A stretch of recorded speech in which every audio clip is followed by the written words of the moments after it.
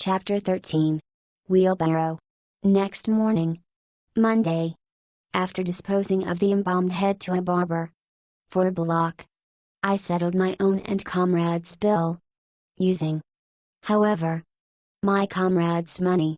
The grinning landlord, as well as the boarders, seemed amazingly tickled at the sudden friendship which had sprung up between me and Queequeg, especially as Peter Coffin's cock and bull stories about him had previously so much alarmed me concerning the very person whom I now companied with.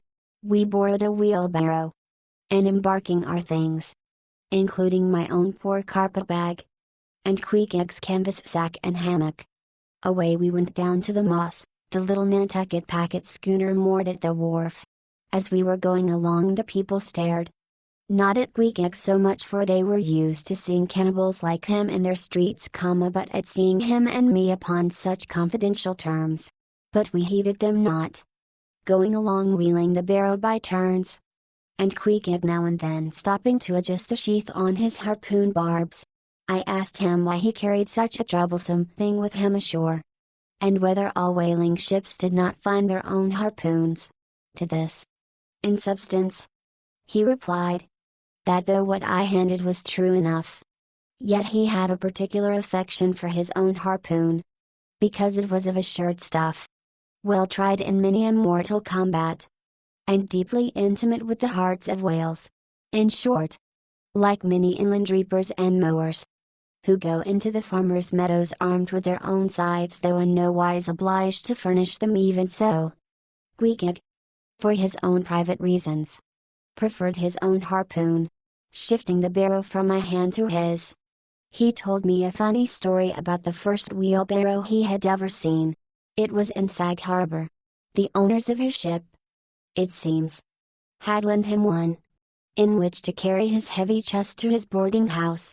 Not to seem ignorant about the thing, though in truth he was entirely so, concerning the precise way in which to manage the barrow, Queequeg puts his chest upon it, lashes it fast, and then shoulders the barrow and marches up the wharf.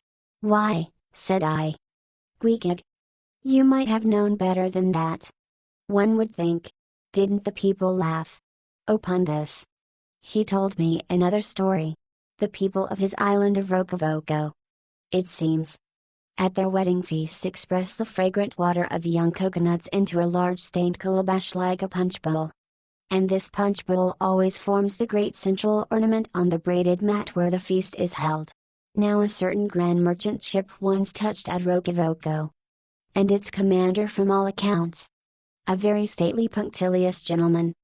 At least for a sea captain, this commander was invited to the wedding feast of Queequeg's sister, a pretty young princess just turned of 10. Well, when all the wedding guests were assembled at the bride's bamboo cottage, this captain marches in, and being assigned the post of honor, placed himself over against the punch bowl, and between the high priest and his majesty the king, Queequeg's father, grace being said, for those people have their grace as well as we, though Queequeg told me that unlike us, who at such times look downwards to our platters, they, on the contrary, copying the ducks, glance upwards to the great giver of all feasts grace. I say, being said, the high priest opens the banquet by the immemorial ceremony of the island. That is, dipping his consecrated and consecrating fingers into the bowl before the blessed beverage circulates, seeing himself placed next the priest, and noting the ceremony, and thinking himself being captain of a ship as having plain precedence over a mere island king. Especially in the king's own house, the captain coolly proceeds to wash his hands in the punch bowl, taking it, I suppose, for a huge finger glass. "Now," said Queequeg, "what you tink now? Didn't our people laugh?" At last, passage paid, and luggage safe, we stood on board the schooner, hoisting sail. It glided down the Acushnet River. On one side, New Bedford rose in terraces of streets, their ice-covered trees all glittering in the clear, cold air. Huge hills and mountains of casks on casks were piled upon her wharves, and side by side the world-wandering whale ships lay silent and safely moored at last, while from others came a sound of carpenters and coopers, with blended noises of fires and forges to melt the pitch, all betokening that new cruises were on the start. That one most perilous and long voyage ended. Only begins a second. And a second ended. Only begins a third. And so on. Forever and for aye. Such is the endlessness. Yea. The intolerableness of all earthly effort. Gaining the more open water. The bracing breeze waxed fresh. The little moss tossed the quick foam from her bows. As a young colt to snortings. How I snuffed that Tartar air. How I spurned that turnpike earth. That common highway all overgented with the marks of slavish heels and hoofs. And turned me to admire the magnanimity of the sea which will permit no records. At the same foam fountain, Queequeg seemed to drink and reel with me. His dusky nostrils swelled apart. He showed his filed and pointed teeth. On we flew. And our offing gained. The moss did homage to the blast. Ducked and dived her bows as a slave before the Sultan. Sideways leaning. We sideways darted. Every rope yarn tingling like a wire. The two tall masts buckling like Indian canes and land tornadoes. So full of this reeling scene were we. As we stood by the plunging bowsprit. That for some time we did not notice the jeering glances of the passengers. A lubber-like assembly. Who marveled that two fellow beings should be so companionable. As though a white man were anything more dignified than a whitewashed Negro. But there were some boobies and bumpkins there. Who, by their intense greenness, must have come from the heart and center of all verdure. Queequeg caught one of these young saplings mimicking him behind his back. I thought the bumpkin's hour of doom was come. Dropping his harpoon, the brawny savage caught him in his arms.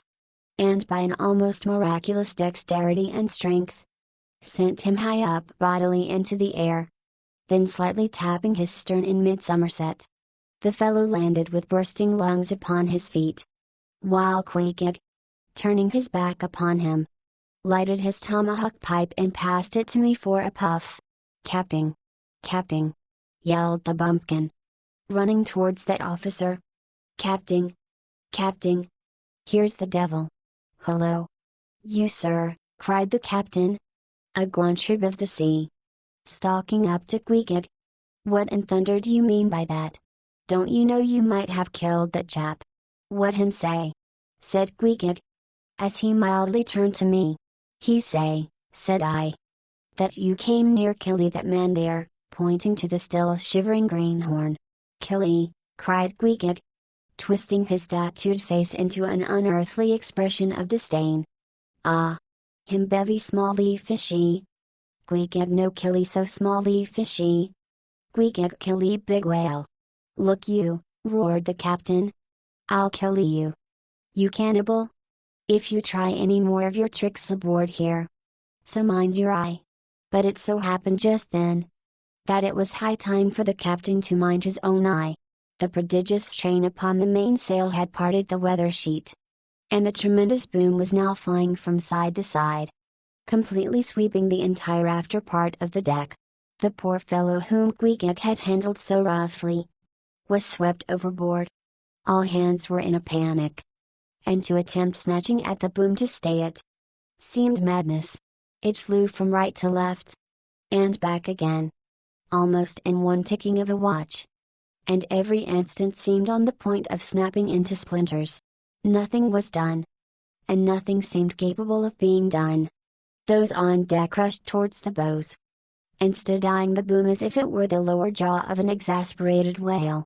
In the midst of this consternation, Queequeg dropped deftly to his knees, and crawling under the path of the boom, whipped hold of the rope, secured one end to the bulwarks, and then flinging the other like a lasso, caught it round the boom as it swept over his head. And at the next jerk, the spar was that way trapped, and all was safe. The schooner was run into the wind, and while the hands were clearing away the stern boat, Queequeg, stripped to the waist, darted from the side with a long living arc of a leap. For 3 minutes or more he was seen swimming like a dog, throwing his long arms straight out before him, and by turns revealing his brawny shoulders through the freezing foam. I looked at the grand and glorious fellow. but saw no one to be saved. The greenhorn had gone down, shooting himself perpendicularly from the water. Queequeg now took an instant's glance around him, and seeming to see just how matters were, dived down and disappeared. A few minutes more, and he rose again, one arm still striking out, and with the other dragging a lifeless form. The boat soon picked them up. The poor bumpkin was restored. All hands voted Queequeg a noble trump. The captain begged his pardon. From that hour I clove to Queequeg like a barnacle. Yea, till poor Queequeg took his last long dive. Was there ever such unconsciousness? He did not seem to think that he at all deserved a medal from the humane and magnanimous societies. He only asked for water, fresh water, something to wipe the brine off. That done, he put on dry clothes, lighted his pipe, and leaning against the bulwarks, and mildly eyeing those around him, seemed to be saying to himself, it's a mutual, joint stock world. In all meridians, we cannibals must help these Christians.